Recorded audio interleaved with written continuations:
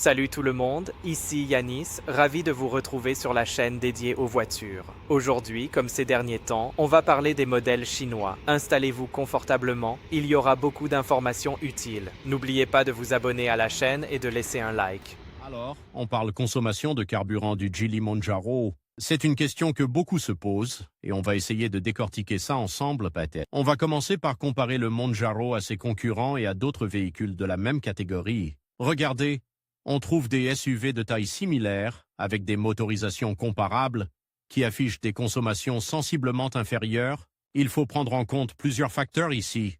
Le poids du véhicule, la taille du moteur, la boîte de vitesse, la technologie, embarqué et bien sûr le style de conduite. On voit souvent des écarts importants entre les chiffres annoncés par le constructeur et la réalité sur la route. Il est donc crucial de comparer les données réelles, celles rapportées par les propriétaires, et non seulement les chiffres officiels.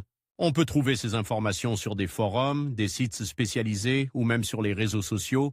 N'hésitez pas à faire vos propres recherches. L'analyse comparative avec des véhicules concurrents comme le citer des modèles concurrents vous donnera une idée plus précise de la performance du Monjaro en termes de consommation. Maintenant, parlons des symptômes d'une consommation excessive. Si vous constatez une augmentation significative de votre consommation par rapport à ce que vous aviez l'habitude de constater, plusieurs éléments peuvent être en cause: une baisse de performance du moteur, des difficultés au démarrage, une fumée anormale au niveau de l'échappement. Tous ces signes peuvent indiquer un problème qui impacte directement votre consommation. On peut aussi observer une différence notable entre la consommation en ville et sur autoroute. Une consommation excessive en ville est plus courante, mais un écart trop important peut signaler un dysfonctionnement. Il est important de noter la consommation sur différents trajets et dans différentes conditions pour avoir une image précise de la situation. Passons maintenant à la question du turbo. Le turbocompresseur est un élément crucial dans les moteurs modernes et sa défaillance peut avoir un impact direct sur la consommation. Un turbo défectueux peut entraîner une surconsommation importante, car le moteur doit travailler plus fort pour compenser. Une fuite d'huile au niveau du turbo, une usure des paliers ou une géométrie variable défaillante sont autant de causes possibles. Un turbo qui fonctionne mal peut également engendrer une perte de puissance et une augmentation des émissions polluantes. Il est donc essentiel de faire vérifier régulièrement l'état de votre turbo si vous suspectez un problème. Enfin, il faut parler du moteur et de l'unité de contrôle électronique, ECU. L'ECU gère de nombreux paramètres du moteur, et un dysfonctionnement de l'ECU peut entraîner une surconsommation, un mauvais réglage de l'injection, une défaillance des capteurs, ou un problème de logiciel peuvent tous avoir un impact sur la consommation. Un diagnostic électronique complet est souvent nécessaire pour identifier ce type de problème. Il est important de se rendre chez un garagiste spécialisé pour un diagnostic précis et une réparation adéquate.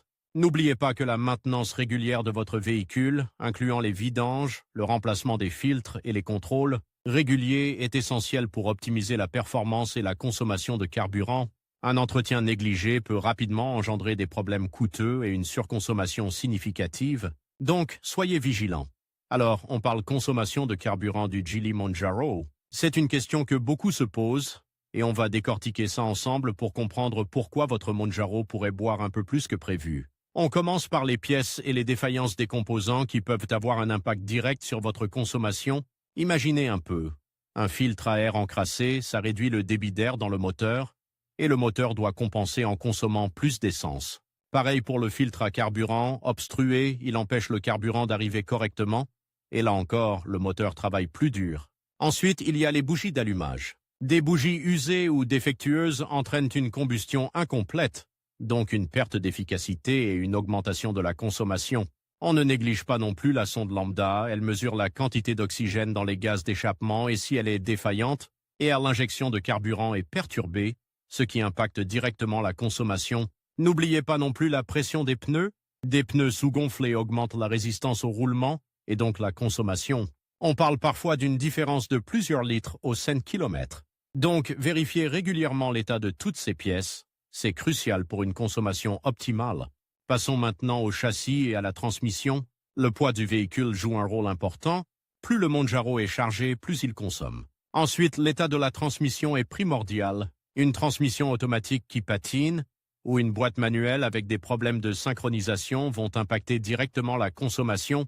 N'oubliez pas non plus l'alignement des roues. Un mauvais alignement augmente la résistance au roulement et donc la consommation. Un châssis endommagé, par exemple suite à un choc, peut également influencer la consommation en augmentant la friction. Il faut donc être attentif à l'état général de votre véhicule et on arrive à un point crucial, votre style de conduite. Avec un moteur turbo comme celui du Monjaro, la manière dont vous conduisez a un impact énorme sur la consommation. Des accélérations brutales et fréquentes, des freinages appuyés, des vitesses élevées, tout ça sollicite le moteur et augmente considérablement la consommation.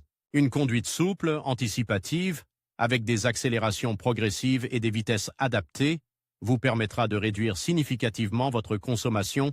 Pensez à anticiper le trafic, à rouler à une vitesse constante sur autoroute et à éviter les démarrages en trombe.